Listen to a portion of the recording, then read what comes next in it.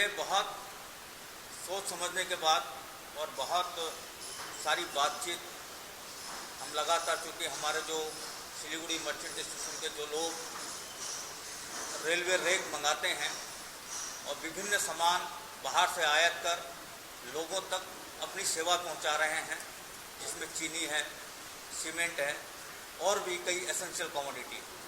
लेकिन लगातार ये देखा जा रहा है कि श्रमिक यूनियन से, ड्राइवर यूनियन से, कभी रेलवे से विभिन्न तरह की समस्याएं आ रही हैं। हम बार बार संबंधित पक्षों को अप्रोच कर रहे हैं, लेकिन इसका कोई रिजल्ट नहीं आ रहा और लगातार उनकी बहुत सारी डिमांड हो रही है। एक्चुअली यदि बिजनेसमैन तो वो डिमांड पूरी कर देगा, लेकिन वो जो कॉस्ट है वो कंज्यूमर तक जाएगा। और ये पेंडेमिक का समय चल रहा है, इस समय सबसे ज़्यादा ज़रूरी है कि हम लोगों के हित के लिए काम करें और ये हमारा नैतिक दायित्व है कि हम लोगों की समस्याओं को कम से कम करें ताकि लोग राहत महसूस करें। लोग बेरोजगार हो रहे हैं, लोगों के पास काम नहीं है। ऐसे में हर वस्तुओं का कॉस्ट जितना कम होगा लोगों को उतनी राहत मिलेगी। लेकिन एनजीपी के जो संबंधित पक्ष हैं, चाहे वो मजदूर यूनियन है, चाहे ड्राइवर यूनियन है, चाहे रेलवे है, ये पक्ष समझने को तैयार नहीं। ऐसे वक्त में जब सारी दुनिया में हर चीज़ का कॉस्ट कम हो रहा है, बेरोजगारी बढ़ रही है, लोगों के जो वेतन है वो कम किए जा रहे हैं, ऐसे पेंडेमिक के समय, महामारी के समय में श्रमिक पक्ष जो है इस बात पर अड़ा हुआ है कि हमें हमारी रेट बढ़ाई जाए। ये इस समय संभव नहीं है। जब कोरोना का पीरियड चला जाएगा, इसके बाद बहुत सारी बातें की जा सकती हैं, मानवीय आधार पर की जा सकती हैं। इसके बावजूद भी हमारे जो बिजनेसमैन हैं लगातार उनसे एक वार्तालाप कर रहे हैं, कम्युनिकेशन कर रहे हैं ताकि हम लोगों को कोई दिक्कत का सामना न करना पड़ सके। लेकिन इसके बावजूद भी लगातार बददस्तूर ये स्थिति जारी है और मजबूरन हमें आज प्रेस कॉन्फ्रेंस बुलानी पड़ रही है। और उसके बारे में हमारे जो महासचिव हैं सिलीगुड़ी मर्चेंट स्टेशन के श्री गौरी शंकर जी गोयल आपको विस्तार से बताएं। देखिए, सभी तो मैं कहूँगा हमारे सब प्रेस मीडिया और साथियों को सिलीगुड़ी मर्चेंट एसोसिएशन की तरफ से हार्दिक शुभकामनाएं। आप लोग हमारे बोलने पर जल्द से जल्द यहाँ पर आए हैं। हम लोग जो प्रेस कॉन्फ्रेंस करने का कारण, लास्ट 2 सालों के आसपास से हम लोग एनजीपी साइडिंग को लेकर विभिन्न तरह से हमारे व्यापारी तहस नहस हो रखे हैं। उनके ऊपर हर तरह का टॉर्चर किया जा रहा है, मानसिक, फाइनेंशियल बर्डन देकर किया जा रहा है वहाँ की ट्रेड यूनियन के द्वारा, जिसके वहाँ के जो नेता हैं वो अपने आप को सर्वश्रेय नेता समझते हैं। ममता दीदी जो अब वेस्ट बंगाल की चीफ मिनिस्टर है, उनका मत रहा है कि कोई भी समस्या का समाधान बातचीत से करेंगे, हम स्ट्राइक का प्रतिवाद में नहीं है। उनके यूनियन के लोग प्रतिवाद कर रहे हैं कि स्ट्राइक करके कल से हमारी रेक खड़ी है, 2 दिन होने को आया है, 2 सीमेंट की रेक वहाँ पर खड़ी है। उससे पहले एनजीपी साइडिंग में फर्टिलाइजर, सॉल्ट, एडिबल ऑयल और इसके अलावा बहुत सी चीज़ आती है और हम लोग काम करते हैं। पैनिकल सिचुएशन में जो लॉकडाउन का पीरियड में भी आपने देखा होगा खालपाड़ा के व्यापारियों ने, हम लोगों ने क्या कदम उठाया जिससे कि इस तरह की व्यवस्था को मेंटेन कर सकें। हम लोग चेष्टा करके एनजीपी रंगापानी साइडिंग जो हमारे व्यापारी हमारे अधीन हैं और उनको मजबूरन हमने चेष्टा करके कि भाई अपनी रेक लेके आएँ, जिससे कि खाने पीने की चीज़ की शॉर्टेज ना हो, एसेंशियल और नॉन एसेंशियल किसी प्रकार की शॉर्टेज ना हो। हम उन पर दबाव बना के माल मंगाते हैं और इसके विरोध में वहाँ के लेबर यूनियन, ड्राइवर यूनियन जिस ढंग से अत्याचार चालू करके रखा है, हम लोग काम करने का असमर्थ है। अब हमें लास्ट एक ही अधिकार है, या तो हम अपना बाजार व्यापार बंद कर दें या इनका अत्याचार सहते रहें। अब अत्याचार सहने की सीमा होती है, उस सीमा को ख़त्म कर दिया है उन्होंने। हम अब पीछे हटने के लिए तैयार नहीं है। ये तो उनका जो नेता लोग को वहाँ से बर्खास्त किया जाए या उनको सजा मिलनी चाहिए जो उनका कलम है। और जो डैमरेज वार्फेयर जितना भी लगेगा उनकी जिम्मेवारी तय होनी चाहिए।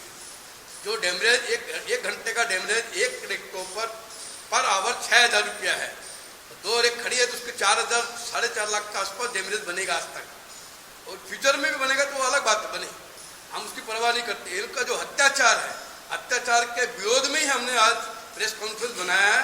सिस्टमेटिक हम लोग काम करेंगे जिससे कि हमारा बाजार में आम पब्लिक को कोई असुविधा ना हो, उसका जरूर ध्यान रखेंगे और अपने को भी बचाएंगे। हमको शटडाउन नहीं करेंगे एक दिन में, हमारे पास बहुत से तरीके बंद करने का।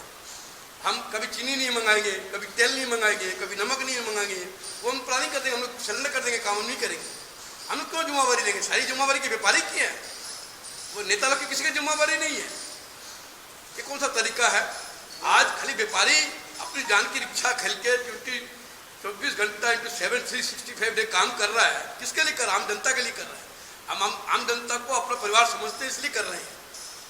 हम भी तो घर में जाके बैठ सकते थे, हमको रोकने वाला था कि हम भी तो अपने व्यापार बंद करके घर में बैठ सकते थे, तभी हम लोग काम कर रहे हैं। उनकी दादागिरी है कि 1 बजे बाद काम नहीं करेंगे, 12 बजे बाद काम नहीं करेंगे, 5 बजे बाद काम नहीं करेंगे। ये कौन सा तरीका होता है? रविवार को काम नहीं करेंगे, रविवार को काम करेंगे, एक्स्ट्रा पैसा देने के बाद भी हम तो इतना बजे काम करेंगे। ये कौन सा तरीका है? हम यहाँ माल लीड होंगे, क्यों भाई? पैसा दे रहे हैं। आज व्यापारी लोग जिन स्थितियों में काम कर रहे हैं, वहाँ सड़क में गड्ढा है कि गड्ढे में सड़क है, ये पता नहीं चलता। 2-2 फुट 3-3 फुट का गड्ढा है, उसमें इतना रिस्क है। इसके बावजूद भी वहाँ काम किया जा रहा है ताकि आम उपभोक्ता को दिक्कत ना हो। आज यदि सीमेंट की रोज अनलोडिंग नहीं होगी तो यहाँ के सारे जो लेबर हैं, जो कंस्ट्रक्शन वर्क में है, सब बेरोजगार हो जाएंगे, सारे राजमिस्त्री बेरोजगार हो जाएंगे। ये सब भी जो ट्रेड यूनियन है उसको सोचने की जरूरत है। ये सिर्फ बिजनेसमैन की साझेदारी नहीं है, ये उनकी भी उतनी जिम्मेदारी है कि जो आवाम के अंदर व्यवस्था सही रूप से बनी रहे। इसलिए मैं चाहता हूं कि वो इस बात को मद्देनजर पूरी संजीदगी से ले और भविष्य में इस तरह की प्रॉब्लम क्रिएट न हो, इसलिए आप लोगों को आज हम जानकारी दे रहे हैं। कल को चीनी की शॉर्टेज हो गई, कल को गेहूं की शॉर्टेज हो गई, तो इसकी जिम्मेदारी व्यापारियों की नहीं होगी, इसकी जिम्मेदारी ट्रेड यूनियन की भी है, ड्राइवर यूनियन की है, संबंधित पक्ष की भी है, और रेलवे को भी पूरी संजीदगी के साथ इस जो घटनाक्रम चल रहा है, इस पर ध्यान देने की जरूरत है। देखिए, मजदूरी की डिमांड क्या होती है? जैसे एग्रीमेंट, हर साल एक बार एग्रीमेंट होता था। इस साल भी हमने कभी 1 साल भी बाद हुआ, कभी 2 साल बाद भी हुआ। हमने हर समय दावा रखा है कि एग्रीमेंट 1 साल का करना हमारे लिए संभव नहीं है। लास्ट जब से उससे पहले जितनी भी यूनियन रही है, चाहे सीपीएम काल की रही हो, चाहे तृणमूल कांग्रेस की रही, की प्रॉब्लम कभी नहीं रही। वो हमारी बातों को उन्होंने भी माना, हमने उनकी बातों को माना, काम चल रहा था। अभी अल्टरमेंट एक ही मकसद एक ही है, खाली पैसा लेना है और कोई मकसद नहीं है। खाली मकसद व्यापारियों को कैसे न कैसे किसी न किसी रूप में परेशानी करके पैसा लेना है, मोटिव यही है। रेट बढ़ने का, लेबर का भला करने वाला कोई नहीं है वहाँ पर। आज लेबर का भला करने वाला तो आज तक लेबर की इंश्योरेंस नहीं हुई है, वहाँ पर कोई ड्राइवर की इंश्योरेंस नहीं हुई है। वो भला करने वाले कहाँ है? उसके वो स्ट्रक्चर में पैसा उठा रहे हैं। हम लोग की व्यापारियों की गाड़ियों से पैसा उठा रहे हैं, माने अल्टरनेट से पैसा उठा रहे हैं। 20 रुपया 25 रुपया 50 रुपया करके गाड़ियों से पैसा लिया जा रहा है। पैसा का कोई हिसाब नहीं है, कोई रिकॉर्ड नहीं है। इस टाइप की दादागिरी हो रही है और हर ब्रेकों में, हर जगह पर गाड़ियों में माल चोरी हो रहा है, उसके ऊपर कोई मामला नहीं बन रहा है। जब कोई मामला करने जाते हैं वो खुद आके खड़े हो जाते हैं, हमारे लोग हैं, हमारे वो है, फलाना दिक्कत है। ये कौन सी समस्या है? चोर के साथ तो चोर का जैसा व्यवहार होना चाहिए, नहीं होना चाहिए। देखिए, हमने इसको 16 तारीख से, जब हमारे पास एक घटना को उपरंतन हुआ, हमने जो हमारे आरूप रतन घोष जो ट्रेड यूनियन के वहाँ के मेन लोग हैं, उनको हमने संपर्क किया, उनको हमारी एसोसिएशन मीटिंग भी किया।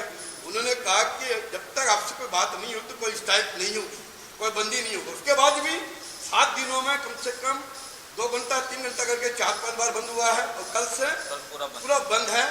एनजीपी साइडिंग को बंद करके रखा है। हम लोग अब रिक्वेस्ट करने के मूड में नहीं है, भीख नहीं मांग रहे, पैसा देके माल ला रहे हैं।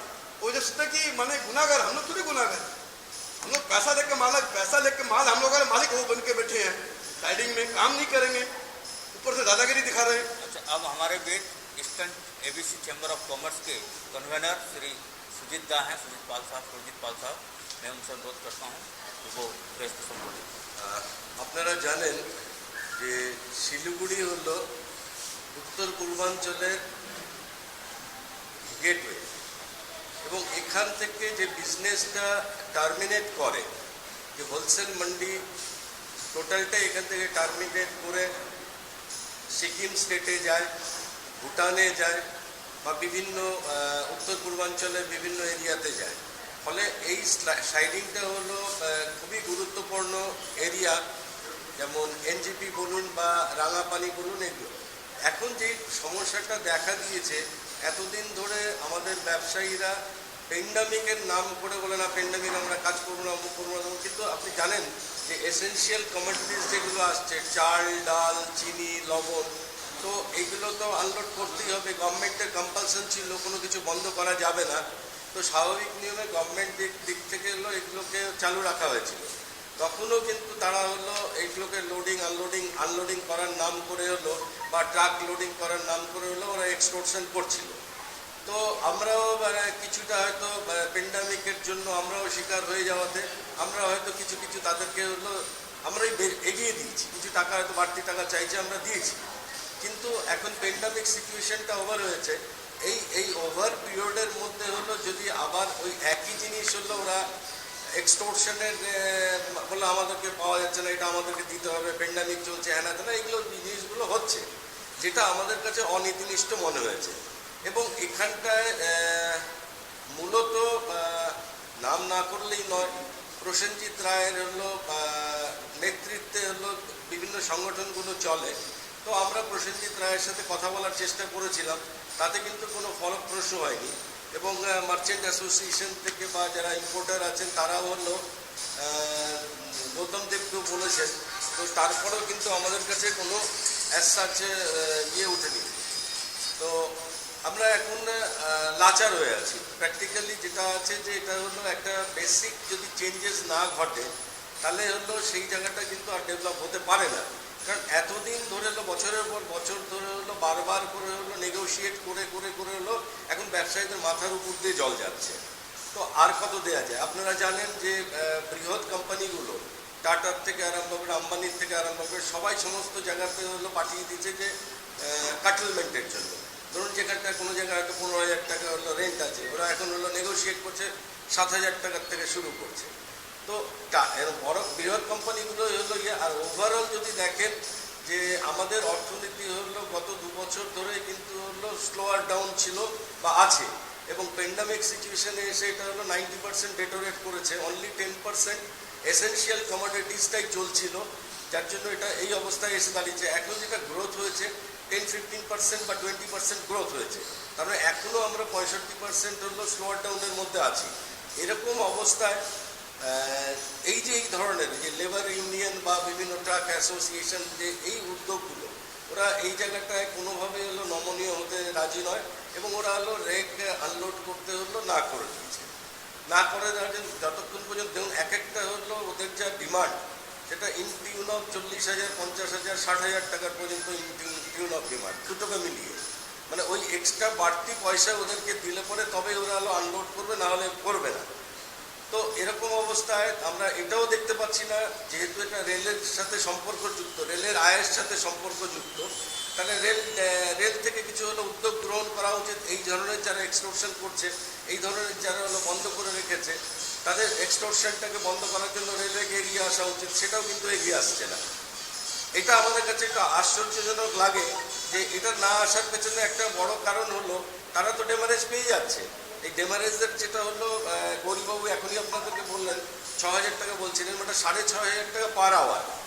এই 4,500 পার আওয়ার পার রেকে হলো, একটা রেক যদি হলো পার আওয়ারে যদি আপনি ক্যালকুলেশন করে নিন, 2 দিন 4 দিন যদি আনলোড না করে, রেলওয়ের আয় কিন্তু কোনো জায়গায় লস হচ্ছে না। রেলওয়ে হলো 2, 4, 5, 10 লাখ টাকা হলো আয় করে বেরিয়ে যাচ্ছে। ফলে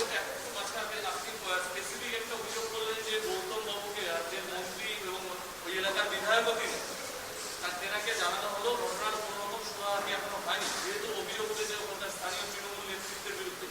তাহলে কি দলের কোনো প্রশ্ন রয়েছে বলে আপনি মনে করেন? দলের স্পন্সর্ড বা এই ধরনের আমি ইয়েতে অভিযোগে যাচ্ছি না। কারণ দেখুন যে এখানটায় প্রসেনজিৎ যদি একটা এরিয়ার নেতা হয়, তার উপরে তো কেউ আছে, তার উপরে হলো গৌতম দেব আছেন বা আরও অনেকেই আছেন। গৌতম দেব হলো সর্বোচ্চ হলো নর্থ বেঙ্গলের ইয়ে বা শিলিগুড়ি দিয়ে, তো তার কাছে হলো রাখা হলো। তো আমরা আশা তো করবো যে গৌতম দেব হলো দ্রুত সেটার হলো সমাধানের জন্য এগিয়ে আসবেন। তো আমরা হোপফুলি মানে ঠিক আছে, ওনার হয়তো বিজি শিডিউলের জন্য কত 2-3 দিন টাইম দিতে পারেননি, আশা করবো আগামী দিনে দেবেন। কিন্তু ইঙ্গিত কিছু তো বহন করেই, কারণ গৌতমবাবুকে এটাকে হলো মানে যুদ্ধকালীন পরিস্থিতিতে নেওয়া উচিত। কারণ এটার সাথে হলো কমোডিটিস যেগুলো জড়িত আছে, এসেনশিয়াল কমোডিটিস, এইটাকে যদি না করা হয় আগামী দিনে তো মার্কেট হলো রেট বাড়বে। এর ফল কে ভোগ করবে? জনগণ ভোগ করবে। তাহলে আজকে এই সিচুয়েশনে যখন হলো লোকের কেনার ক্ষমতা কমে গেছে পয়সার ক্রাঞ্চের জন্য, সেখানটা হলো যদি জনগণকে আমি সহলিয়ত না দিতে পারি, উল্টো যদি আমি হলো আমার উদ্যোগের জন্য যদি হলো দাম বেড়ে যায়, তাহলে তো গৌতমবাবু হলো ভাবা উচিত এই বিষয়টার উপরে। গৌতমবাবু উনি তো জনপ্রতিনিধি, জনপ্রতিনিধি হিসাবে খালি ব্যবসায়ী প্রতিনিধি নন, উনি তো আপামর জনগণের প্রতিনিধি হিসাবে ওনাকে তো এগিয়ে আসা উচিত। কোনো একটি ইউনিয়ন বা দুটি ইউনিয়ন যদি এই ধরনের অ্যাট্রোসিটি করে বা হুলিগানিজম করে, সেটাকে প্রতিহত করা উচিত গৌতমবাবুর এগিয়ে এসে বা প্রশাসনের এগিয়ে এসে। আমরা যার জন্য চিফ মিনিস্টারকে আজকে চিঠি লিখেছি শিলিগুড়ি মার্চেন্ট অ্যাসোসিয়েশন থেকে, পরবর্তীকালে আমরা ইস্টার্ন এবিসির থেকে এটা গ্রহণ করব। তো এই চিঠিটা মমতা ব্যানার্জিকে যেমন আমরা পাঠাচ্ছি চিফ মিনিস্টার হিসাবে, এবং আমরা মলয় ঘটককেও পাঠাচ্ছি, গৌতমবাবুকেও আবার পাঠাচ্ছি, সাথে ডিএম এসপি বিভিন্ন আধিকারিকদেরকে পাঠাচ্ছি, যাতে তারা এই বিষয়টাকে যুদ্ধকালীন পরিস্থিতিতে এটাকে করে মার্কেটের সন্তুলন বজায় রেখে যাতে পদক্ষেপ গ্রহণ করতে পারে। আর কোনো প্রশ্ন থাকলে আপনারা করতে পারেন।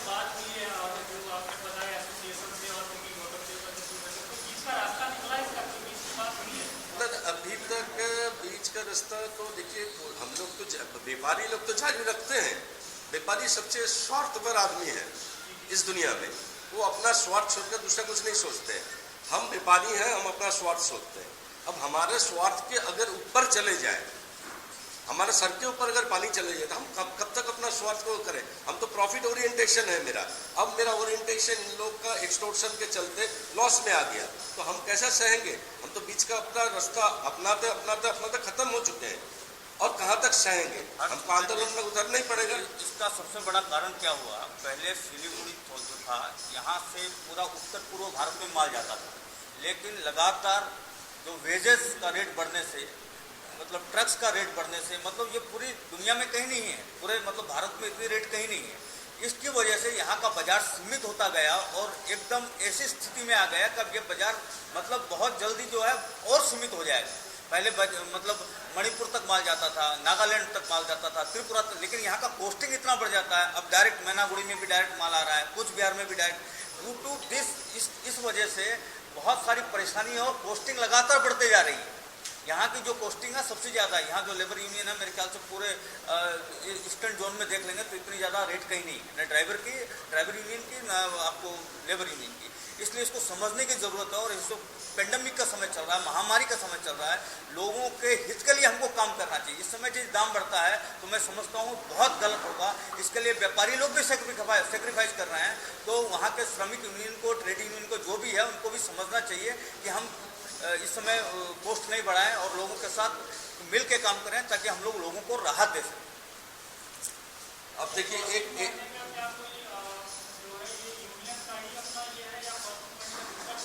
नहीं, दूसरा रीजन तो क्या होता है, दूसरा रीजन तो ये होता है कि वस्तुओं में तेजी मंदी होती है, वो अलग चीज़ है। तो उसके लिए जब बाजार बढ़ता है तो बाजार घटता भी है, लेकिन ये जो लगातार जो रेट बढ़ रहे हैं एक्सपेंडिचर, इन्फ्लेशन रेट आप देखिए, अभी इन्फ्लेशन रेट क्या चल रहा है और उस हिसाब से इनका रेट क्या बढ़ा है, उसमें जमीन आसमान का अंतर है। पूरा जब इकोनॉमी रिसेशन में है, ये बोल रहे हैं हमारा रेट बढ़ा, ये कैसे पॉसिबल है? हम आपका रेट घटा नहीं रहे हैं, बढ़ाने की तो गुंजाइश नहीं है। कम से कम ये साल तो आप बात दीजिए, पेंडेमिक का समय है, इसको समझना पड़ेगा आपको संजीदगी के साथ, लोगों के हित के लिए समझना पड़ेगा, और इसके लिए जो भी पार्टी पॉलिटिक्स है उनको भी समझना पड़ेगा। दीदी हमेशा बोलती है कि बाजार हम बंद नहीं कर सकते, स्ट्राइक किसी भी कारण नहीं हो सकती, तो इस चीज़ को समझने की ज़रूरत है। आपको एक मैं उदाहरण देता हूँ। हमारे यहाँ से रेट खाली होने के बाद यहाँ से बालूरघाट माल जाता था, लेकिन इन लोग का ये सब कॉस्टिंग इतना ज़्यादा बढ़ गया, बालूरघाट वाले माल लेने के लिए तैयार नहीं है। मालदा स्लाइडिंग में अनलोड कर रहे हैं, वहाँ से बालूरघाट भेज रहे हैं, उनका कॉस्टिंग बहुत घट गया। यहाँ पे लेबर चार्ज जो है, यहाँ का लेबर चार्ज और मालदा की लेबर चार्ज में ज़मीन आसमान का फ़र्क है, मोर देन 50% से फ़र्क है। वहाँ का जो गाड़ी का भाड़ा जो है, और सिलीगुड़ी से जो गाड़ी का भाड़ा है उससे करीबन 70% उनका कम आता है। तो ये सब जो है, ये सब फैक्टर सारा आ जाता है, तो सिलीगुड़ी मंडी को धीरे धीरे ख़त्म किया जा रहा है। क्यों किया जा रहा है, ये तो सवाल है ही अपना। ऊपर में ये सब जो मस्तानी बोलिए, गुंडामी बोलिए, ये इसके नाम से मैंने एक्सटोर्शन का जो तरीका है, अगर सही अगर कोई लेबर का उन्नति के लिए करता तो एक अंडर टेबल डील नहीं होता।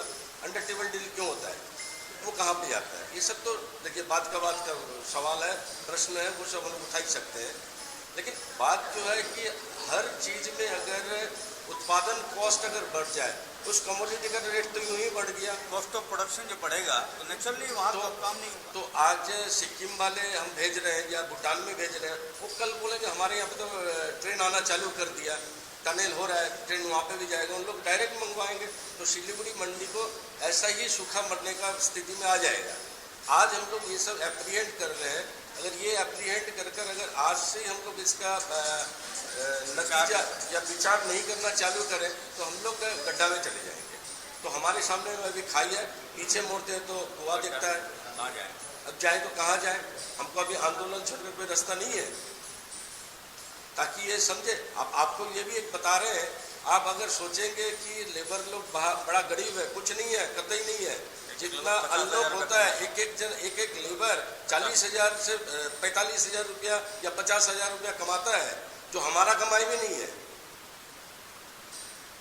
हम लोग तो कैलकुलेट किए हैं सारा, कितना रैक आ रहा है, कितना आ रहा है, उनको कितना पैसा दे रहे हैं, अंडर एंड कितना दे रहे हैं, सारा कुछ देकर हिसाब में जो निकल रहा है 40,000 से ऊपर है एक एक लेबर का।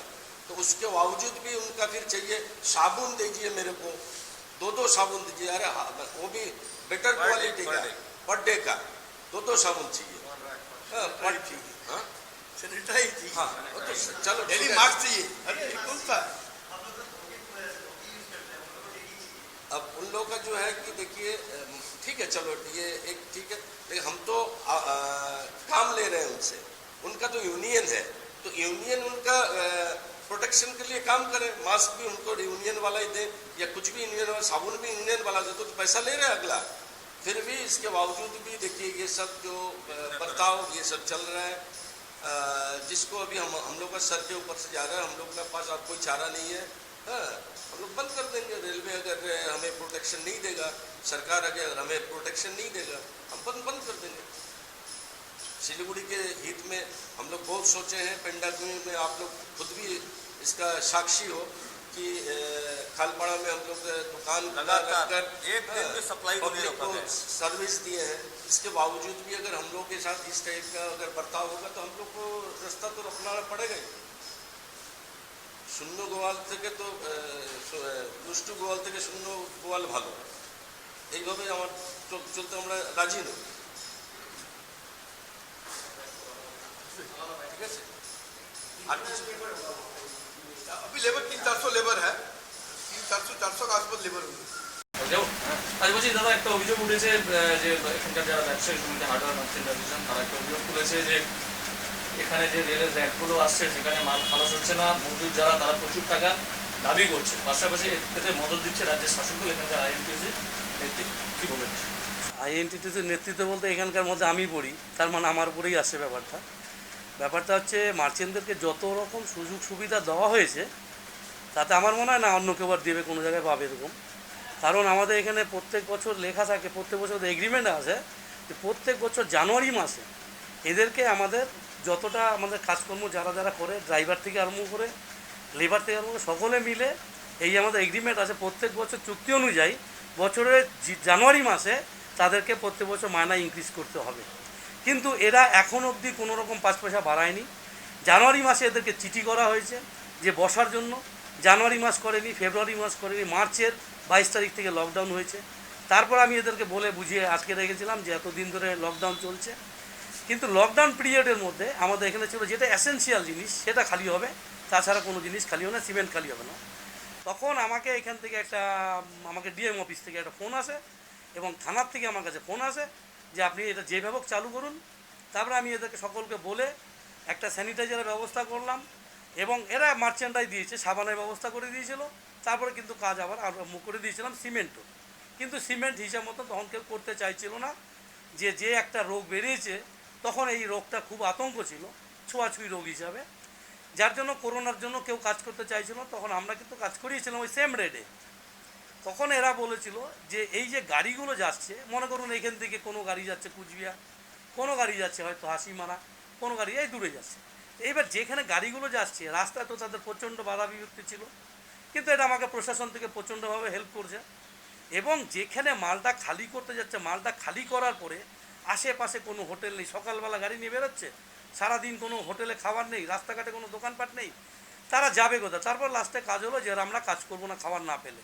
তা কিছু কিছু মার্চেন্টের যারা বাঙালি মার্চেন্ট আছে তারা কিন্তু খাওয়া দাওয়ার ব্যবস্থা দু এক জায়গায় করে দিয়েছিল আমাদেরকে।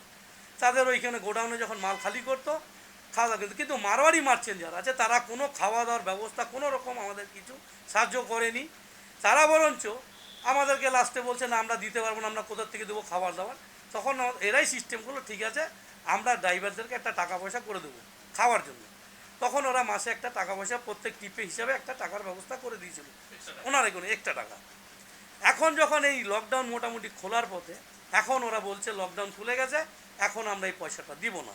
ভালো কথা, আপনারা যখন পয়সা দেবেন না বেশ ভালো কথা। তা লকডাউন যখন খুলে গেছে তা আমাদের যে ডিমান্ডটা প্রত্যেক বছর থাকে সেই ডিমান্ড এবার পূরণ করুন।